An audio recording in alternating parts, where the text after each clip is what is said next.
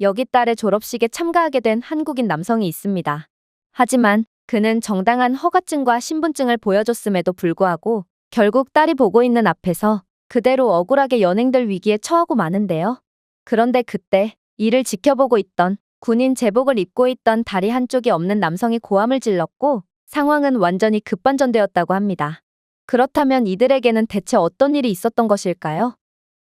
안녕하세요. 저는 한국 출신의 박재혁이라고 합니다. 저는 현재 미국에서 살고 있지만 이 나라에서 태어나지는 않았어요. 저는 한국의 최정예 해병 특수정찰대인 흑룡여단 소속이었고 제가 빨간 베레모를 쓸 권리를 얻었던 그때 저는 겨우 20살이었으니 저는 거의 평생을 군대에 몸담고 있었던 베테랑 군인이라고 할 수 있죠. 저희 부대원들은 늘 불가능한 상황에 대비하여 훈련받았습니다. 적진 깊숙이 정찰하고 해상 침투 작전을 수행하고 적의 핵심 시설을 파괴하는 훈련을 받았죠. 그러다 저는 제 인생을 바꿀 기회를 얻게 됩니다. 저는 대부분의 훈련에서 최고의 평가를 받았고 미군과의 합동 훈련 평가에서도 최고 점수를 받았는데 저를 눈여겨보던 미군 측에서 한미연합 특수전 프로그램에 저를 추천했던 것입니다. 저는 모하비 사막과 하와이에서 미 해병대, 네이비실, 심지어 델타 작전 부대원들과 함께 훈련하는 실전성 높은 훈련을 이어나갈 수 있었고 그렇게나 강력한 미군 특수부대원들조차 제 한국 해병대에서 얻어온 인내심과 끈기, 투지의 혀를 내두르더군요. 심지어 그들은 저에게 고스트 에코라는 별명을 지어주기까지 했어요. 말은 거의 하지 않았지만 항상 1위를 차지했기 때문입니다. 저는 그저 한국인으로서 절대로 조국을 욕보여선 안 된다는 마음가짐으로 목숨을 걸고 훈련에 임했던 것일 뿐인데 모두가 저를 좋게 평가해주는 상황에 그저 기쁘기만 했어요. 하지만 이러한 영광스러웠던 제 순간도 어느 순간 끝을 맞이하게 됩니다. 저는 40대 후반에 20년 넘게 복무하고 여러 차례 국가 간 표창을 받은 후 명예롭게 제대하게 되거든요. 저는 경력을 인정받고 미국에서 새로운 기회를 제공받았습니다. 전술 컨설팅, 국방 전략 등 저는 미국에서 제대 이후에도 계속해서 경제 생활을 할 수 있었죠. 그러다 저는 이번에 제 딸 하은이의 졸업식에 가기 위해 이동하게 됩니다. 부산에서 태어났지만 삶의 대부분을 미국에서 자란 하은이는 항상 속 썩이는 법 없이 자랐습니다. 지금은 세상을 떠난 아내를 똑 닮았기에 무척이나 똑똑하기도 했죠. 그리고 하은이는 베테랑 재단, 군 동문 네트워크, 방위산업체의 지원을 받는 유명 기관인 맥케이 리더십 아카데미에서 전액 장학금을 받고 학교를 다닐 수 있었어요. 제 복무 기록 덕분이었죠. 이 학교는 설립 목적 자체가 희생하고 봉사하는 군인이나 소방관들의 아이들을 위해 마련되었거든요. 저는 분명 미국인은 아니었지만 제 몸의 상처와 전장에서의 자격증은 그 이상으로 인정받은 셈입니다. 그리고 자랑스럽게도 제 딸은 지금 무사히 졸업을 앞두고 있었습니다. 이 학교의 82년 역사상 최초로 모든 지표에서 1위를 차지한 아시아 학생으로서 말입니다. 그래서 저는 자랑스러운 한국 해병대 제복을 입고 이번 달의 졸업식에 참석하기로 했습니다. 저는 졸업 우등생 가족을 위해 마련된 줄 바로 뒤에 있는 국회의사당 웨스트홀 대리석 통로를 따라 조용히 자리에 앉았습니다.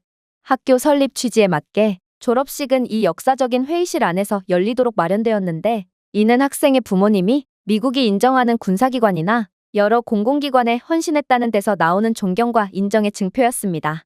하지만 제가 자부심을 가진 지 5분도 채 안 되어 이 신성한 공간은 제게 모멸감을 안겨다주며 저를 짓밟고 말았습니다. 졸업식이 시작되고 밴드가 서곡을 시작하자 군인 제복을 입은 남자들이 북쪽 복도를 통해 들어왔습니다. 저는 처음에는 일상적인 순찰 중인 국회의사당 보안요원들이라고만 생각했습니다. 하지만 저는 곧 뭔가 이상하다는 것을 감지했죠. 해당 병사 무리가 순찰 속도를 늦추더니 이내 제 쪽을 힐끗 쳐다보면서 목소리를 높였거든요. 왜 저 남자는 가짜 해병처럼 차려입었지? 마치 제3세계 코스프레 같아 보여. 정말 멍청해 보이는군. 저 남자 분명 제복을 아마존에서 구입했음이 틀림없어. 턱이 조여졌습니다. 저는 앞을 응시했습니다. 제 평생의 헌신의 증표인 제복을 비하하다니 저는 몹시 기분이 나쁘고 모멸감을 느꼈지만 그래도 저는 항상 고요함은 힘이라고 배워왔어요. 하지만 그들은 멈추지 않더군요. 그들 중 3명이 대형에서 벗어나 저에게 다가왔습니다. 광택이 나는 부츠가 대리석 바닥에 부딪히고 얼굴에 날카로운 칼처럼 새겨진 미소가 그들의 얼굴에 새겨져 있었습니다. 리더는 거만한 남부 억양을 가진 어깨가 넓은 하사관이었는데 그는 저에게 몸을 기울였습니다. 선생님, 길을 잃지 않으셨기를 바랍니다. 코스프레 컨벤션은 아마 차이나타운에서 열릴 것입니다. 다른 병사들은 박장대소를 하더군요. 저는 천천히 고개를 돌려 그의 눈을 마주쳤습니다. 저는 딸의 졸업식 때문에 여기 앉아 있어요. 중요한 날이니만큼 문제를 일으키고 싶지 않습니다. 뭐, 그러시겠죠. 다른 군인이 끼어들었습니다. 그런데 이걸 어쩌죠? 여긴 미 국회의사당이에요. 그 말은 당신은 외국 군대의 제복을 입고 이곳을 출입할 수 없다는 말입니다. 오직 현역 미군들만 제복을 입을 수 있어요. 그러니 당장 그 더러운 아시아 제복을 벗으라는 말입니다. 제가 강제로 당신을 내쫓아버리기 전에 말이에요. 이건 말이 안 됐습니다. 군인으로서 저는 그런 규정 따위는 없다는 것을 잘 알고 있었어요. 저는 군인으로서 여기 온 것이 아닙니다. 저는 아버지로서 여기 있습니다. 저 안에 제 딸이 있거든요. 그리고 당신이 말한 규정은 존재하지도 않아요. 만약 그런 규정이 존재했다면 왜 당신들은 저기 타국가의 제복을 입은 백인들에겐 아무 말도 못하는 거죠? 몇몇 타국 군인들은 이번 합동 퍼포먼스를 위해 제복을 입고 대기 중이었어요. 하지만 그들은 제 말을 그저 무시할 뿐이었습니다. 그러고는 논리로 안 되니 조롱을 하기 시작하더군요. 금발 버즈컷, 아마도 20대 초반의 군인은 기침을 하며 제게 조롱성 목례를 했습니다. 또 다른 병사는 부츠를 구르며 저에게 북한이라는 구호를 외치며 과장된 경례를 했습니다. 저는 감정을 드러내지 않도록 조심하며 손을 꽉 쥐었습니다. 그들이 원하는 반응을 해주고 싶지 않았거든요. 동시에 제가 도대체 누굴 위해 목숨을 건 합동작전을 수행했나 싶어 강한 현타도 느꼈죠. 이라크 안바르주에서 미군들을 훈련시키느라 목숨을 걸었던 저였습니다. 그리고 제가 이런 수모를 겪고자 누리스탄 산에서 죽어가는 미 해병대의 손을 잡고 있었다는 사실이 믿기지 않았어요. 저는 천천히 코트 안으로 손을 뻗어 그날 아침 일찍 행사 감독이 제공한 자격증명 봉투를 꺼냈습니다. 국회의사당 참전용사 연락사무소에서 발급한 금으로 봉인된 허가증으로 공인된 외국 연합군 복무자로서 참석 자격을 확인할 수 있었어요. 저는 권한이 있습니다. 저는 떨지 않고 그것을 넘겨주었습니다. 그러나 책임자로 보이는 군인은 그것을 보지도 않더군요. 아, 우리도 알고 있어요. 그가 말했습니다. 여기서 당신은 연합표창을 받은 대한민국 해병이라고 되어 있네요. 귀여워요. 하지만 여전히 당신은 미군인 우리에게 절대로 인정받을 수 없어요. 그리고 당신은 그 제복을 입고 딸의 졸업식을 참관할 수도 없을 것입니다.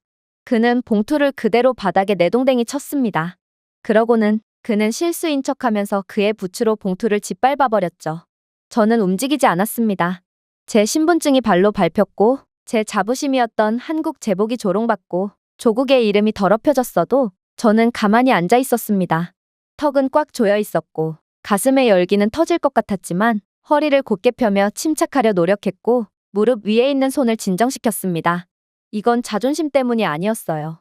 제 딸에 관한 일이었기 때문입니다. 오늘은 하은이를 위한 날이었어요. 제 딸은 오늘을 기점으로 자신의 손으로 미래를 향한 첫걸음을 내디딜 것입니다. 그런데 제가 일어서서 목소리를 높이며 그들과 싸우게 된다면 딸의 순간은 가려지고 말 것입니다. 그건 아버지로서 절대로 용납할 수 없는 일이었죠. 그래서 저는 침착하며 앉았습니다. 그런데 그때 놀라운 일이 일어나기 시작했어요. 졸업식은 팡파르 소리로 울려 퍼졌고 미군 부대는 중앙 통로를 따라 의식적인 행진을 시작했는데요. 검은 반짝이는 깃발은 높이 개양되었으며 유니폼은 흠잡을 데가 없었죠. 하지만 제가 그들을 지켜보는 동안 저는 무언가를 발견하게 됩니다. 퍼포먼스를 보이던 군인 한 명이 군중을 향해 미묘한 시선을 보내고 있었기 때문입니다. 그리고 그의 뺨에 보이는 흉터를 보자마자 저는 그가 누군지 알게 됩니다. 마커스, 미 육군 레인저였습니다. 저는 총알이 제 귀를 스치는 동안 이라크에서 부상당한 그의 몸을 모래 속으로 끌고 갔습니다. 그는 제 다리에 피를 흘리며 지옥에서 죽고 싶지 않다고 외쳤죠. 그리고 그는 그러지 않았습니다. 제가 거기 있었기 때문입니다. 그로부터 꽤나 오랜 시간이 지난 지금 그는 제 딸의 졸업식에서 저를 지우려고 했던 국회의사당 건물에서 행사를 진행하고 있었습니다. 그리고 공연 루틴이 멈춰버렸어요. 저는 그것이 실수가 아니라는 것을 즉시 알았습니다. 마커스는 웬 군인들 사이에 둘러싸여 있는 저를 유심히 쳐다보더니 그대로 대열에서 박차고 나와 신중하게 앞으로 걸어왔고 총기의 개머리판을 대리석 바닥에 부딪히며 홀 전체를 움찔하게 만들었거든요. 그리고 그는 크고 분명하게 그를 내버려 두세요. 그는 이곳에서 자유롭게 행동할 수 있습니다.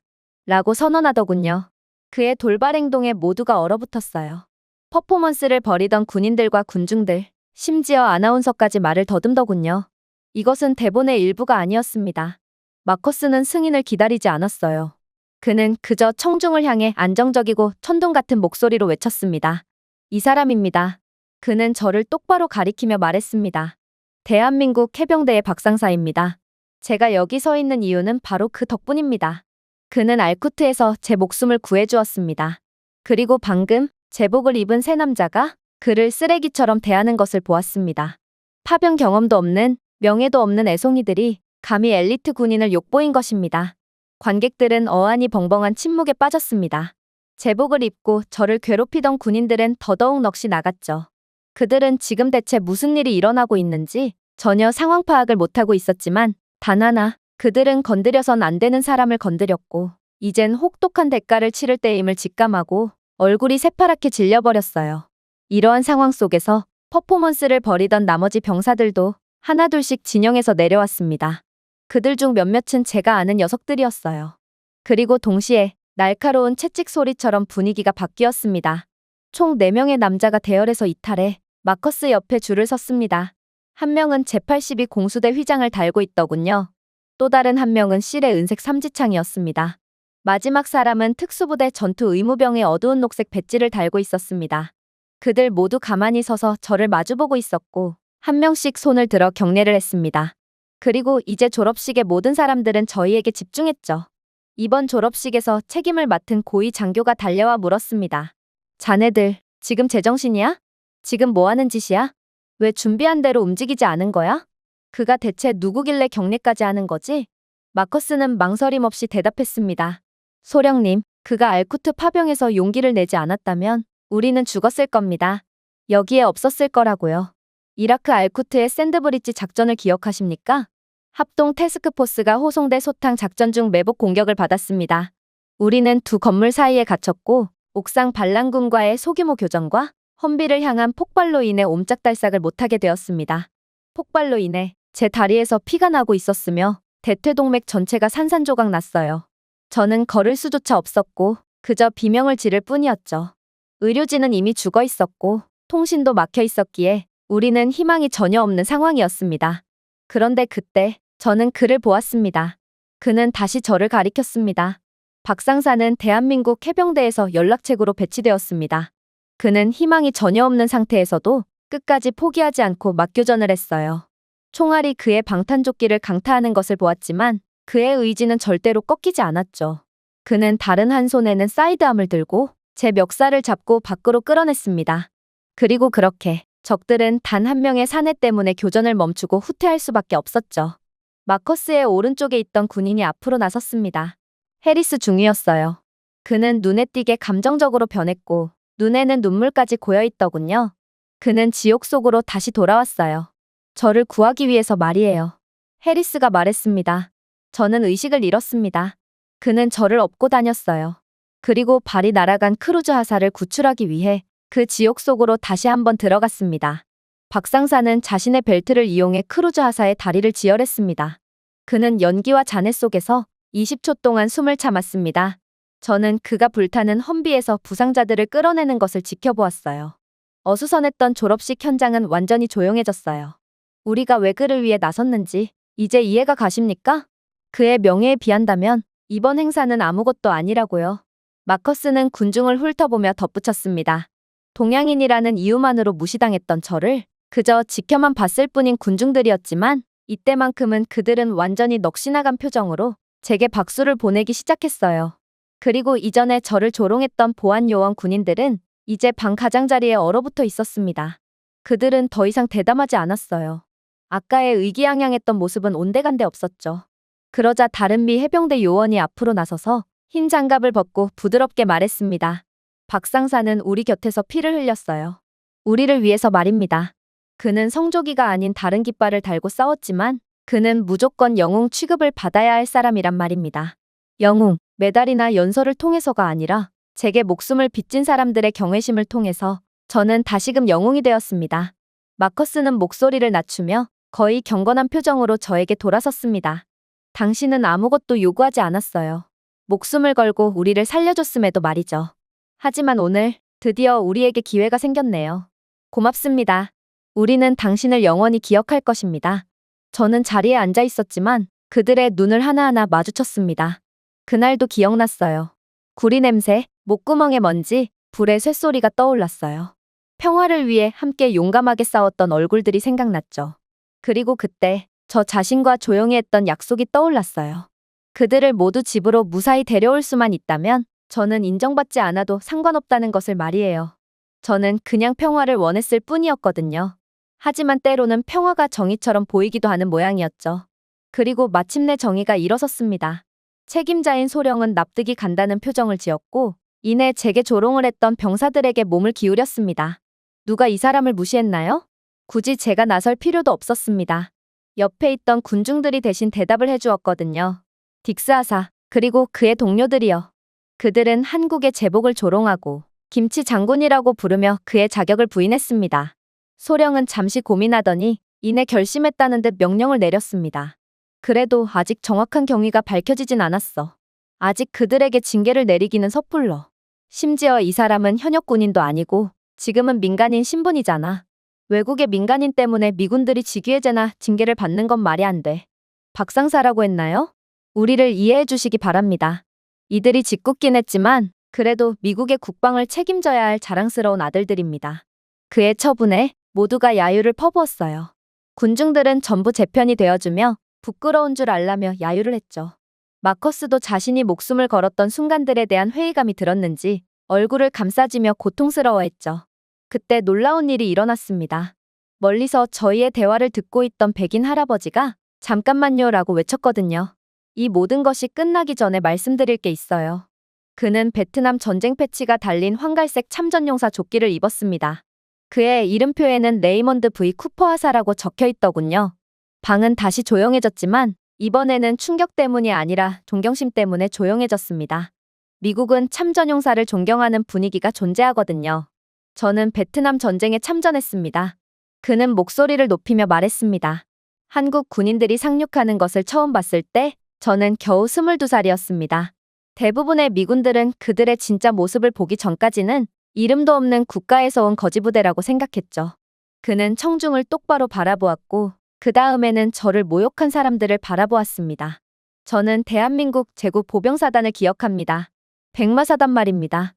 그들의 보급품은 분명 형편이 없었지만 그럼에도 그들은 절대로 흔들리지 않더군요. 그들은 크게 말하거나 허세를 부리지도 않았어요. 하지만 정글이 비명을 지르고 총알이 날아왔을 때 그들은 여전히 서 있었습니다. 여전히 조금의 두려움도 없이 싸우고 앞길을 가로막는 모든 적들을 묵사발을 냈죠. 우리는 그들을 뭐라고 불렀는지 아시나요? 바로 진흙탕 속의 유령이에요. 그들은 베트남의 숲속에서 적들을 불 속으로 끌고 나갔거든요. 그의 목소리가 갈라졌습니다. 그의 지팡이는 손에서 약간 떨렸습니다. 한 한국 군인이 두 다리가 모두 사라진 분대장을 등에 업고 이마일을 달리는 것을 보았습니다. 총알과 포탄이 빗발쳐도 한국 군인들은 절대로 동료를 버리지 않았어요.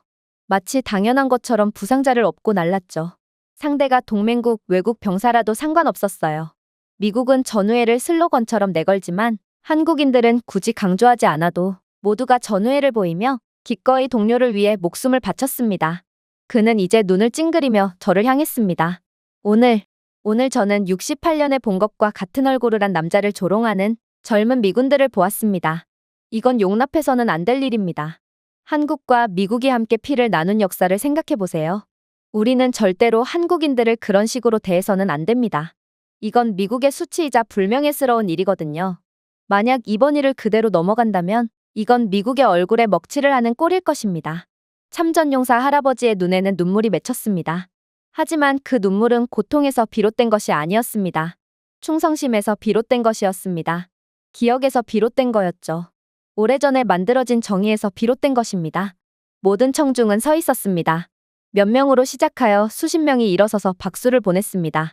이쯤 되자 소령은 이 상황을 그냥 넘어갈 수만은 없는 상황에 처하게 되었습니다. 저를 조롱했던 3명의 제복을 입은 보안요원인 딕스, 해먼드, 스틸맨은 이제 얼굴이 새파랗게 질린 채 그대로 서 있었습니다. 더 이상의 웃음은 없었습니다. 더 이상의 비꼬는 말도 없었죠. 그저 눈물이 가득 찬 사슴 눈망울을 한 채로 제게 선처를 구하듯 애처롭게 용서를 구걸할 뿐이었죠. 하지만 이미 너무 늦었습니다. 국회의사당 사령부의 한 장교가 2명의 하원 의원과 고위 JAG 조사관의 옆에 서서 그들에게 다가왔거든요. 한 의원은 빨간 도장과 잘린 신분증이 찍힌 문서를 건넸습니다. 즉시 귀하는 모든 현역 복무 절차에서 정지되며 부적절한 행동으로 인해 UCMJ의 심사를 받게 됩니다. 하지만 딕스는 도움을 구하기 위해 돌아서며 말을 더듬었습니다. 그러나 아무도 그를 구원해주지 않았습니다. 지휘관의 목소리는 차가웠어요.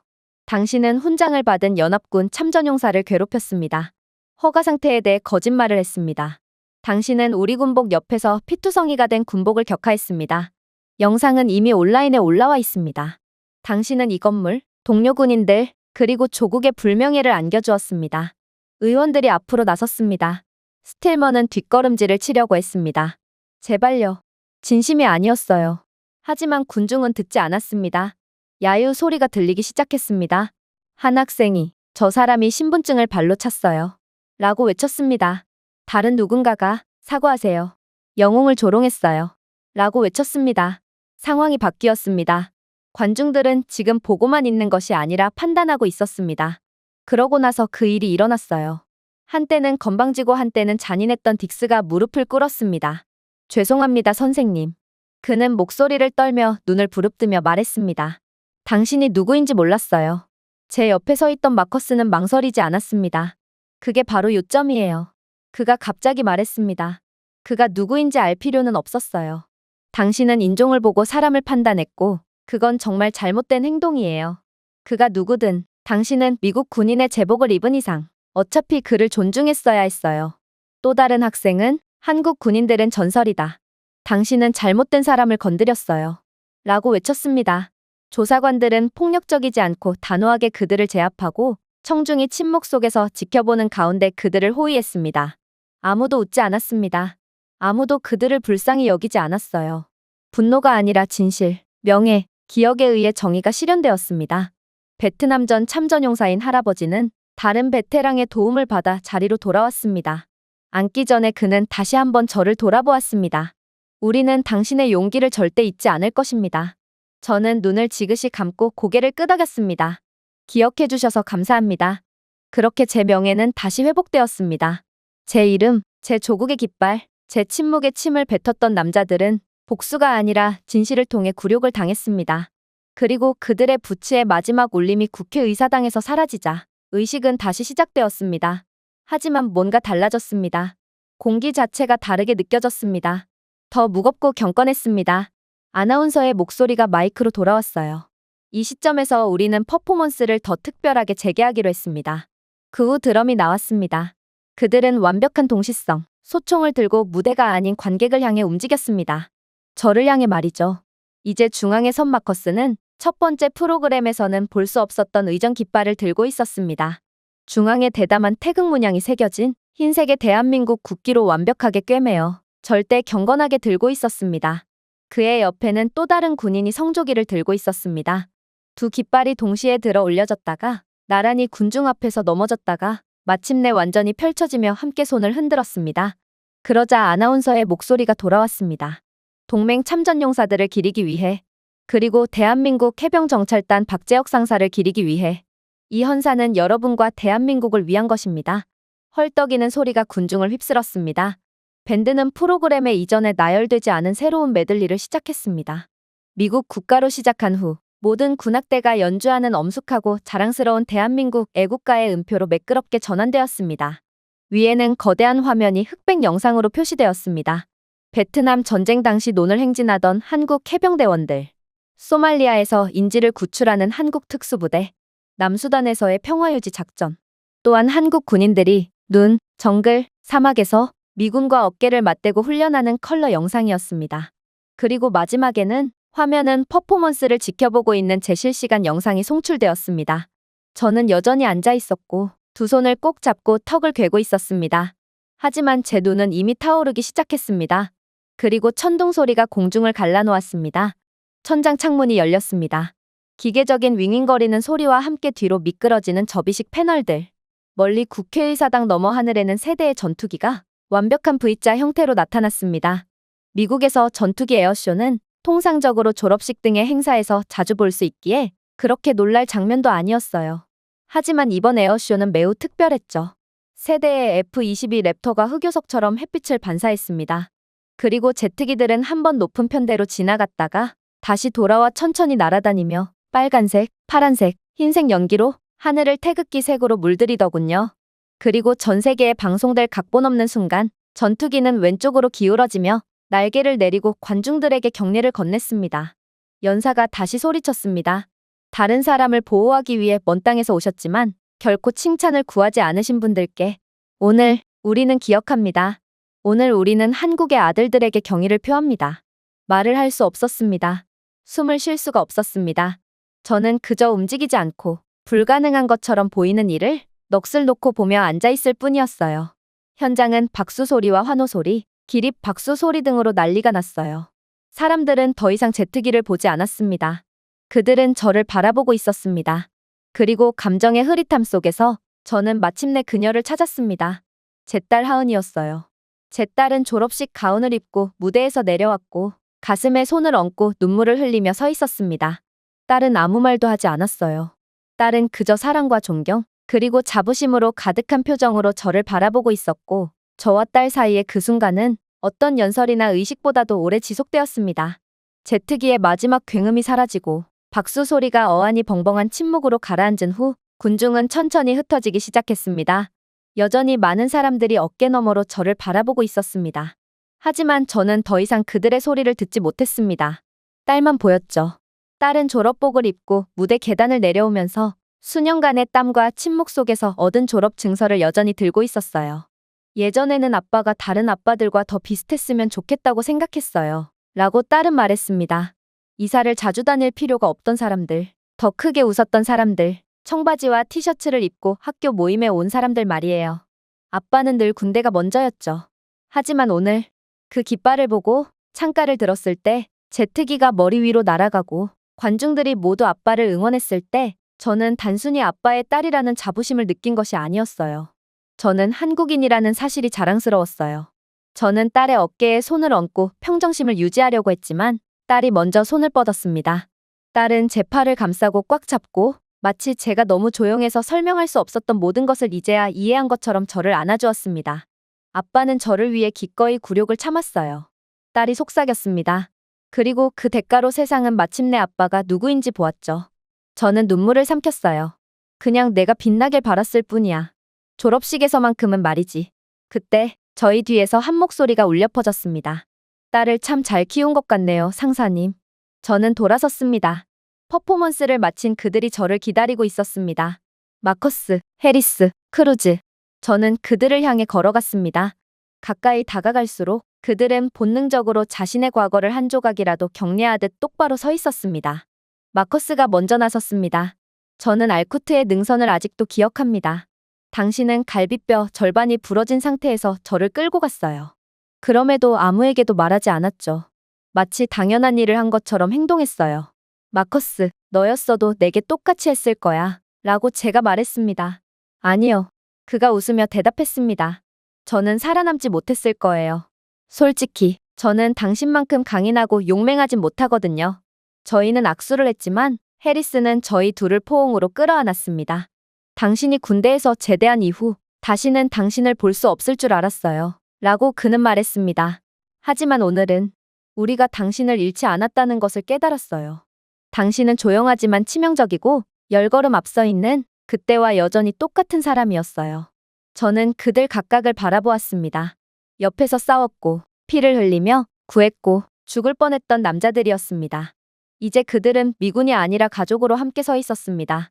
그들은 각자 주머니에서 작은 은색핀 하나씩을 꺼냈습니다. 그 위에는 태극기와 성조기 2개에 걸쳐 있는 공동 태스크포스의 엠블럼이 있었습니다. 마커스가 앞으로 나서서 하은이의 졸업식 가운에 고정시켰습니다. 이건 내 아버지를 위한 거야. 그가 말했습니다.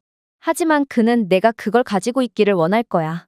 세상은 내가 어디서 왔는지 절대 잊지 않을 거야. 딸은 핀을 내려다보았습니다. 하은의 눈이 다시 뜨거워졌습니다. 자랑스럽게 착용할게요. 누가 뭐래도 절대로 위축되지 마. 마커스가 덧붙였습니다. 너는 내가 아는 가장 용감한 사람의 피를 지니고 있거든. 그리고 너는 누구에게도 고개를 숙이지 않는 국가의 유산이야. 저희는 열린 국회의사당 하늘 아래서 한동안 함께 서 있었고 여전히 붉고 푸른 연기 자국이 희미하게 남아 있었습니다. 그때 아내가 생각났어요. 조수석에 앉아있는 아내의 손, 더 웃으라고 말하는 그녀의 목소리, 이제 그녀는 하늘에서 모든 것을 보았을 것입니다. 저는 오랜만에 외국 땅에서 낯선 사람처럼 느껴지지 않았습니다. 그날 저녁 집으로 돌아왔을 때 저는 이미 헤드라인이 되었습니다. 그들이 굴욕을 주려고 했던 한국인 영웅이라는 제목의 영상은 하룻밤 사이에 100만 조회수를 기록했어요. 딕스가 제 신분증을 발로 차는 순간부터 시작되었고 국회의사당에서 한국 국기와 미국 국기가 함께 흔들리자 관중들이 일어서는 장면으로 마무리되었죠. 몇 시간 만에 언론들이 이 사건을 보도하기 시작했어요. 대한민국 해병대의 박상사님께 깊은 존경을 표합니다. 그의 기록, 용맹함, 그리고 행동은 연합군의 최고를 상징합니다. 하지만 가장 인상 깊었던 것은 일상적인 미국인들의 반응이었습니다. 오하이오의 한 남성은 나는 이라크에서 복무했다. 지금까지 한국군이 얼마나 많은 일을 했는지 몰랐다. 그 남자가 굴욕을 당하면서 가만히 앉아있는 모습을 보면서 이보다 더 부끄럽거나 영감을 받은 적은 없었다. 라고 글을 올렸습니다.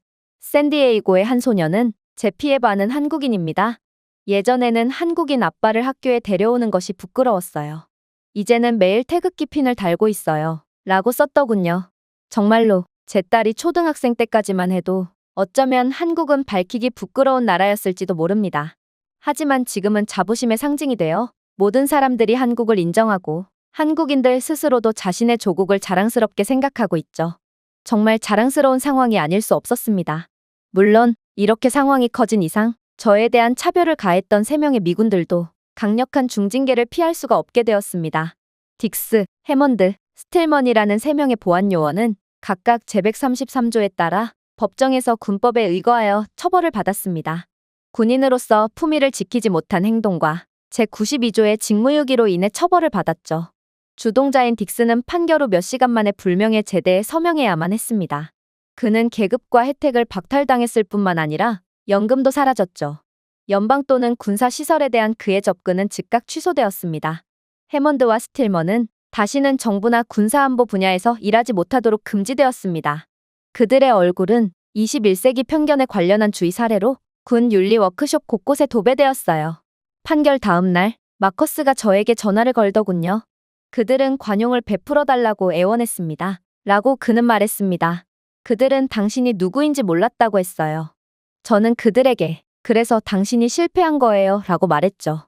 저는 그들의 몰락을 축하한 적이 없습니다. 그럴 필요가 없었어요. 침묵의 힘은 생각보다 강력했고 저는 제 아버지께 배웠던 대로 저 자신이 해야 할 일만 하면 됐거든요. 전우들이 말했던 것처럼 저는 항상 그래왔던 그대로입니다. 군인이자 아버지, 한국인이죠? 박수는 필요 없습니다. 거창한 마이크나 연단도 필요 없죠. 세상이 마침내 제 말을 들었기 때문입니다. 제가 한마디도 하지 않았음에도 말이죠. 제가 준비해온 내용은 여기까지입니다. 끝까지 시청해주셔서 진심으로 감사드리며 여러분들의 구독과 좋아요, 알림 설정은 영상 제작에 큰 힘이 됩니다. 이상 세모튜브였습니다.